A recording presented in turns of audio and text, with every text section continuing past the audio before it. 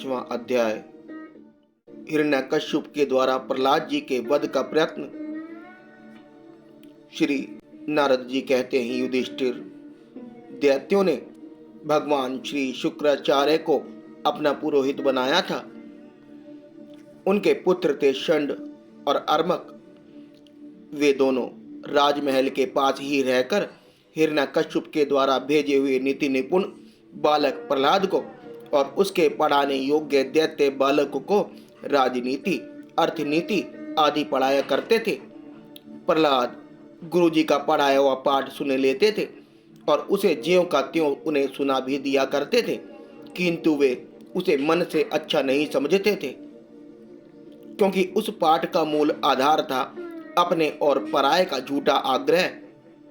युधिष्ठिर, एक दिन हिरण्यकश्यप ने अपने पुत्र प्रहलाद को बड़े प्रेम से गोद में लेकर पूछा, बेटा बताओ तो सही, तुम्हें कौन सी बात अच्छी लगती है? प्रहलाद जी ने कहा, पिताजी, संसार के प्राणी मैं और मेरे के झूठे आग्रह में पड़कर सदा ही अत्यंत उद्विग्न रहते हैं। ऐसे प्राणियों के लिए मैं यही ठीक समझता हूँ कि वे अपने अधपतन के मूल कारण घास से ढके हुए अंधेरे कुएं के समान इस घर को छोड़कर वन में चले जाएं और भगवान श्री हरि की शरण ग्रहण करें। नारद जी कहते हैं, प्रहलाद जी के मुंह से शत्रु पक्ष की प्रशंसा से बड़ी बात सुनकर हिरण्यकश्यप उठाकर हंस पड़ा। उसने कहा, दूसरे के बहकने से बच्चों की बुद्धि यूं ही बिगड़ जाया करती है। जान पड़ता है गुरुजी के घर पर विष्णु के पक्षपाती कुछ ब्राह्मण वेश बदल रहते हैं। बालक की भली बात ये देख रेख की जाए जिससे अब इसकी बुद्धि बहकने ना पाए। जब दैत्यों ने प्रहलाद को गुरुजी के घर पहुंचा दिया, तब पुरोहितों ने उनको बहुत पुचकार कर और फुसलाकर बड़ी मधुर वाणी से पूछा, बेटा प्रहलाद, तुम्हारा कल्याण हो, ठीक ठीक बतलाना, देखो झूठ ना बोलना, यह तुम्हारी बुद्धि उल्टी कैसे हो गई? और किसी बालक की बुद्धि तो ऐसी नहीं हुई। कुलनंदन प्रहलाद, बताओ तो बेटा, हम तुम्हारे गुरुजनी है जानना चाहते हैं कि तुम्हारी बुद्धि स्वयं ऐसी हो गई या किसी ने सचमुच तुमको बहका दिया है? प्रहलाद जी ने कहा, जिन मनुष्य की बुद्धि मोह से ग्रस्त हो रही है, उन्हीं को भगवान की माया से यह झूठा दुराग्रह रहता है कि यह अपना है और यह पराया। उन मायापति भगवान को मैं नमस्कार करता हूँ।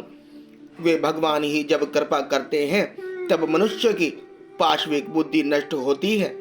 इस पशु बुद्धि के कारण ही तो यह मैं हूँ और यह मुझसे भिन्न है, इस प्रकार का झूठा भेदभाव पैदा होता है। वही परमात्मा यह आत्मा है। अज्ञानी लोग अपने और पराये का भेद करके उसी का वर्णन किया करते हैं।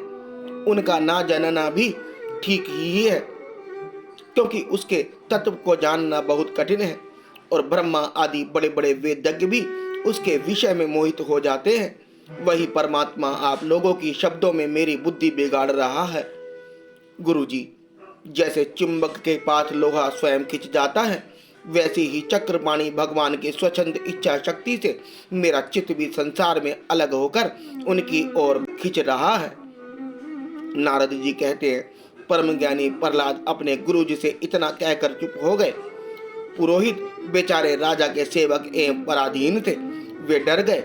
उन्होंने क्रोध से प्रहलाद को झिड़क दिया और कहा, अरे कोई मेरा बेंत तो लाओ, यह हमारी कीर्ति में कलंक लगा रहा है।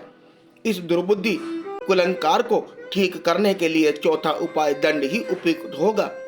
दैत्य वंश के चंदवन में यह कांटेदार बबूल कहाँ से पैदा हुआ जो विष्णु इस वन की जड़ काटने में कुल्हाड़े का काम करते हैं?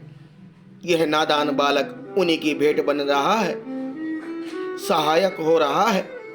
इस प्रकार गुरुजी ने तरह तरह की डांट डपट कर प्रहलाद को धमकाया और अर्थ, धर्म एवं काम संबंधी शिक्षा दी। कुछ समय के बाद जब गुरुजी ने देखा कि प्रहलाद साम, दान, भेद और दंड के संबंधी सारी बातें जान ली है, तब वे उन्हें उनकी माँ के पास ले गए। माता ने बड़े लाड़ प्यार से उन्हें नहला धुलाकर अच्छी तरह गहने कपड़ों से सजा दिया। इसके बाद वे उन्हें हिरण्यकश्यप के पास ले गए। प्रहलाद अपने पिता के चरणों में लौट गए। हिरण्यकश्यप ने उन्हें आशीर्वाद दिया और दोनों हाथों से उठाकर बहुत देर तक गले से लगाए रखा। उस समय दैत्य राज का हृदय आनंद से भर रहा था। युधिष्ठिर हिरण्यकश्यप ने प्रसन्न मुख प्रहलाद को अपनी गोद में बैठाकर उनका सिर सूंघा। उनके नेत्रों से प्रेम के आंसू गिर गिर कर प्रहलाद के शरीर को भिगोने लगे। उसने अपने पुत्र से पूछा।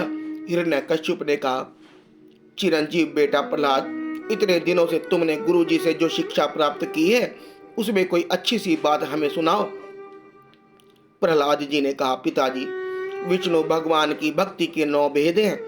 भगवान के गुण, लीला, नाम आदि का श्रवण, उन्हीं का कीर्तन, उनके नाम रूप आदि का स्मरण, उनके चरणों की सेवा, पूजा अर्चा, वंदन, दास्य, संख्य और आत्मनिवेदन, यही भगवान के प्रति समर्पण के भाव से यह 9 प्रकार की भक्ति की जाए तो मैं उसी को उत्तम अध्ययन समझता हूँ।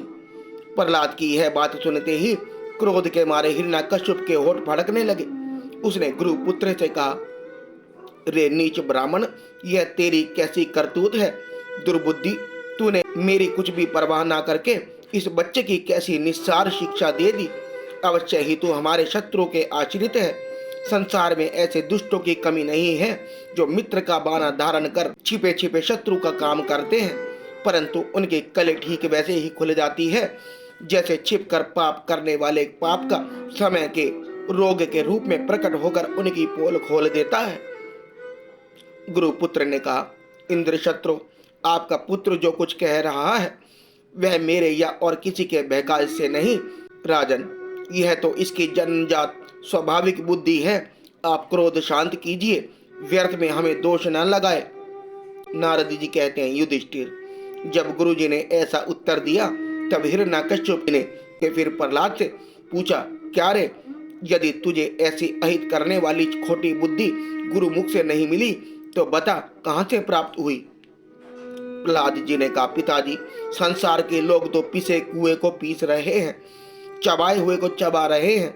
उनकी इंद्रियां वश में ना होने के कारण वे भोगे हुए विषयों के ही फिर भोगने के लिए संसार रूप घोर नरक की ओर जा रहे हैं। ऐसे ग्रस्त आज तक पुरुषों की बुद्धि अपने आप किसी के सिखाने से अथवा अपने ही जैसे लोगों के संग से भगवान श्री कृष्ण में नहीं लगती, जो इंद्रियों से दिखने वाले भारी विषयों का परम इष्ट समझकर मूर्खतावश अंधों के पीछे अंधों की तरह गड्ढे में गिरने के लिए चले जा रहे हैं और वेदवाणी रूप रस्सी के काम्य कर्मों के दीर्घ बंधन में बंधे हुए हैं। उनको यह बात मालूम नहीं कि हमारे स्वार्थ और परमार्थ भगवान विष्णु ही है। उनकी प्राप्ति से हमें सब पुरुषार्थों की प्राप्ति हो सकती है। जिनकी बुद्धि भगवान के चरण कमलों का स्पर्श कर लेती है उनके जन्म मृत्यु रूप अनर्थ का सर्वथा नाश हो जाता है, परंतु जो लोग अंकिचन भगवत प्रेमी महात्माओं के चरणों की धूल में स्नान नहीं कर लेते, उनकी बुद्धि काम में कर्मों का पूरा सेवन करने पर भी भगवत उच्चारण का स्पर्श नहीं कर सकती। प्रहलाद जी इतना कहकर चुप हो गए। हिरण्यकश्यप ने क्रोध के मारे अंधा होकर उन्हें अपनी गोद से उठाकर भूमि पर पटक दिया। प्रहलाद की बात को वह सह ना सके, रोष के मारे उसके नेत्र लाल हो गए। वह कहने लगा, दैत्यों, इसे यहाँ से बाहर ले जाओ और तुरंत मार डालो। यह मार ही डालने योग्य है।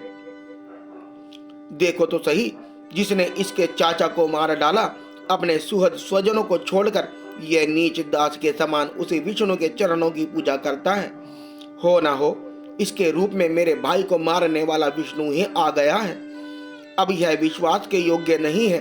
5 वर्ष की अवस्था में ही जिसने अपने माता पिता के दुष्चर वात्सल्य स्नेह को बुला दिया, वह कृता भला विष्णु का ही क्या हित करेगा?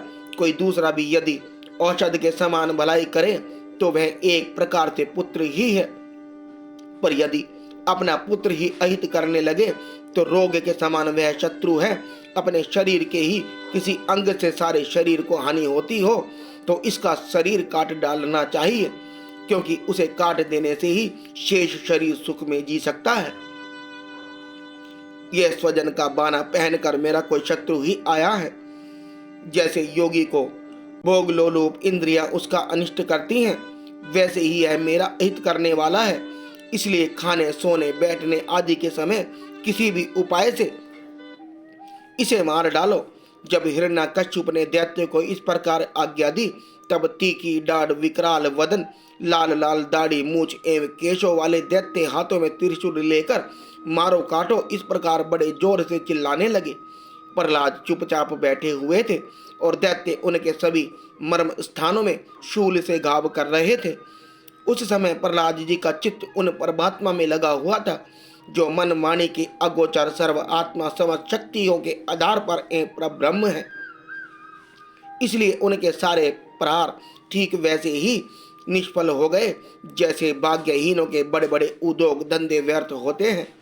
युधिष्ठिर, जब शूलों की मार से प्रहलाद के शरीर पर कोई असर नहीं हुआ तब हिरण्यकश्यप को बड़ी शंका हुई। अब वह प्रहलाद को मार डालने के लिए बड़े हठ से भांति भांति के उपाय करने लगा।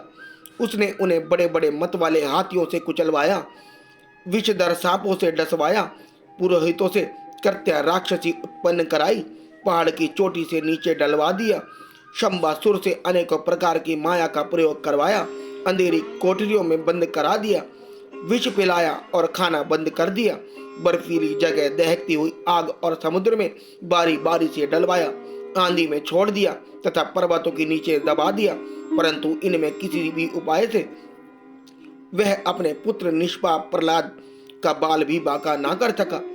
अपनी विवशता देखकर हिरण्यकश्यप को बड़ी चिंता हुई। उसे प्रहलाद के मारने के लिए कोई उपाय नहीं सूझ पड़ा। वह सोचने लगा, इसे मैंने बहुत कुछ बुरा भला कहा, मार डालने के लिए बहुत से उपाय किए, परंतु यह मेरे द्रोह और दुव्य व्यवहारों के बिना किसी की सहायता से अपने प्रभाव से ही बच गया। यह बालक होने पर भी समझदार है और मेरे पास ही निशंक भाव से रहता है। हो ना हो इसमें कुछ सामर्थ्य अवश्य है। जैसे शून शेब अपने पिता की करतूतों से उसका विरोधी हो गया था, वैसे ही यह भी मेरे किए उपकारों को ना भूलेगा। ना तो यह किसी से डरता है और ना इसकी मृत्यु ही होती है। इसकी शक्ति की था नहीं है, अवश्य ही इसके विरोधी मेरी मृत्यु होगी, संभव है ना भी हो। इस प्रकार सोच विचार करते करते उसका चेहरा उतर गया। शुक्राचार्य के पुत्र शंड और अर्मक ने जब देखा कि हिरण्यकश्यप तो मुंह लटका कर बैठा हुआ है, तब उन्होंने एकांत में जाकर उससे यह बात कही, स्वामी, आपने अकेले ही तीनों लोकों पर विजय प्राप्त कर ली। आपके बोहें टेढ़ी करने पर ही सारे लोकपाल कांप उठते हैं। हमारे देखने में तो आपके लिए चिंता की कोई बात नहीं है, भला बच्चों की खिलवाड़ में भी भलाई बुराई सोचने की क्या बात है। जब तक हमारे पिता शुक्राचार्य जी नहीं आ जाते तब तक यह डर कर कहीं ना भाग जाए, इसलिए इसे वरुण के पाश में बांध रखिए। प्राय ऐसा होता है कि अवस्था की बुद्धि के साथ साथ और गुरुजनों की सेवा से बुद्धि सुधर जाया करती है। हिरण्यकश्यप ने कहा, अच्छा ठीक है, कहकर गुरु पुत्रों की सलाह मान ली और कहा कि इसे धर्मों का उपदेश करना चाहिए जिनका पालन ग्रस्त नरपति किया करते हैं। युधिष्ठिर, इसके बाद पुरोहित उन्हें लेकर पाठशाला गए और क्रमशः धर्म, अर्थ और काम इन तीन पुरुषार्थों की शिक्षा देने लगे। प्रहलाद वहाँ अत्यंत नम्र सेवक की भांति रहते थे, परंतु गुरुओं की वह शिक्षा प्रहलाद को अच्छी ना लगी, क्योंकि गुरुजी उन्हें केवल अर्थ, धर्म, काम की ही शिक्षा देते थे। यह शिक्षा केवल उन लोगों के लिए है जो राग, द्वेष आदि द्वंद्व और विषयों में भोगों के रस ले रहे हों। एक दिन गुरुजी गृहस्थी के काम से कहीं बाहर चले गए। छुट्टी मिल जाने के कारण समय व्यक्त बालकों ने प्रहलाद जी को खेलने के लिए पुकारा। प्रहलाद जी परम ज्ञानी थे। उनका प्रेम देखकर उन्होंने उन बालक को ही अब बड़ी मधुर वाणी से पुकार कर अपने पास बुला लिया। उनसे उनके जन्म मरण की गति भी छिपी नहीं थी।